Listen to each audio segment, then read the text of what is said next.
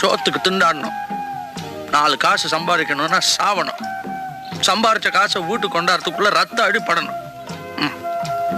ஒரு நாளைக்காவது ராத்திரி வரல நாம உயிரோட இருப்போம் நம்பிக்கை உண்டா? இல்ல. அதனாலதான் எங்களால கோர்ட்டு போலீஸ்ன்னு நினைக்க முடியல. திருப்பி அடிச்சாதான் அடியில இருந்து தப்பிக்க முடியும், கட்டி அடிச்சாதான் உயிரோட இருக்க முடியும். அதுக்காக நீங்க செய்யறதெல்லாம் சரியாயிடுமா? என் மனசுக்கு எது சரின்னு போடுதோ அது மட்டும் தான் நான் செய்யறேன். அப்போ என் மனசுக்கு எது சரின்னு படுதோ அதை நான் செய்யலாமா? எனக்கு இன்னைக்கு செல்வா அந்த பையன் அடிச்சது தப்புன்னு படுது, அவரை திரும்பி அடிக்கிறது தான் சரின்னு படுது.